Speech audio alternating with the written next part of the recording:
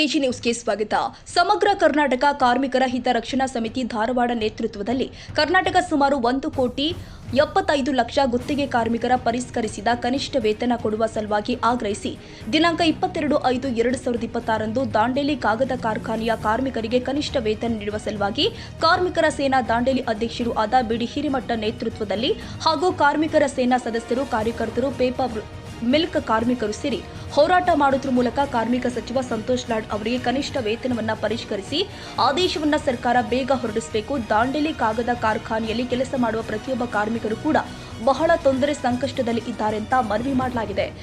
ಸರ್ಕಾರ ಇದನ್ನು ಮಾಡಲಿಲ್ಲ ಅಂತ ಹೇಳಿ ಗುತ್ತಿಗೆ ಕಾರ್ಮಿಕರು ತುಂಬ ಬೇಸರದಲ್ಲಿ.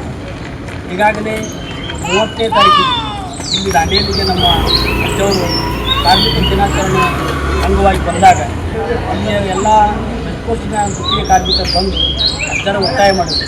ಕನಿಷ್ಠ ವೇತನ ಪರಿಷ್ಕರಣೆಗೂ ಆಗಿಲ್ಲ, ನಾವು ಆ ಕಷ್ಟದಾಗದೀವಿ, ನಮ್ಮ ಆರೋಗ್ಯ ಆಗಲಿ, ಮಕ್ಕಳು ಶಾಲೆ ಆಗಲಿ, ರೇಷನ್ ಆಗಲಿ, ಬೇರೆ ಬೇರೆ ಎಲ್ಲ ವಿಚಾರದಲ್ಲೂ ನಮ್ಮ ಕುಟುಂಬವನ್ನು ಕೂಡಿಸ್ಕೊಂಡು ಹೋಗೋದು ತುಂಬ ತೊಂದರೆ ಆಗ್ತಾ ಇದೆ. ಆದ ಕಾರಣ ಈ ಸಂದರ್ಭದಲ್ಲಿ ದಾಂಡೇಲಿ ಕಾರ್ಮಿಕರ ಸೇನಾ ಸದಸ್ಯರು, ಪೇಪರ್ ಮಿಲ್ಕ್ ಕಾರ್ಮಿಕರು ಉಪಸ್ಥಿತರಿದ್ದರು. Sadiq Mulla, Dandeli AG news.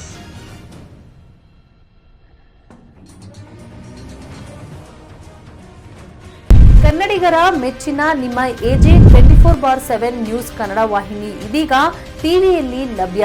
ವೇಳೆ ನೋಟಿಸ್ ಕೊಟ್ಟಿದ್ರೆ ವಾಪಸ್ ತಗೋತೀವಿ. ಇವತ್ತು ವಕ್ಫ್ ಪ್ರಾಪರ್ಟಿ ಅಂತೇಳಿ ಬರ್ತದೆ ಅಂತ ಹೇಳಿದ್ರೆ ರೈತರ ಬೀದಿಗೆ ಬದಲು ಏನ್ ಮಾಡ್ಬೇಕಾಗತ್ತೆ?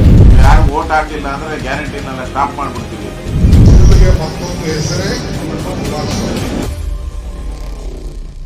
ಕರ್ನಾಟಕ ಮತ್ತು ದೇಶ ವಿದೇಶ 360 ಡಿಗ್ರಿ ಸುದ್ದಿ ಹಾಗೂ ಉತ್ತರ ಕರ್ನಾಟಕ, ಬೆಳಗಾವಿ, ಬಾಗಲಕೋಟೆ, ಧಾರವಾಡ, ಹಾವೇರಿ, ಗದಗ, ಬಿಜಾಪುರ ಜಿಲ್ಲೆಯ ಕ್ಷಣ ಕ್ಷಣದ ವಿವರವನ್ನ ಪಡೆಯುವುದಕ್ಕೆ ಎಜೆ 24/7 ನ್ಯೂಸ್ ಕನ್ನಡ ವಾಹಿನಿಯನ್ನ ಲೈಕ್ ಮಾಡಿ, ವಿಡಿಯೋಗಳನ್ನ ಶೇರ್ ಮಾಡಿ, ಕಮೆಂಟ್ ಮಾಡುವ ಮೂಲಕ ನಮ್ಮ ವಾಹಿನಿಗೆ ಸಹಕಾರ ನೀಡಿ ಮತ್ತು ಚಾನೆಲ್ ಅನ್ನ ಸಬ್ಸ್ಕ್ರೈಬ್ ಮಾಡಿ.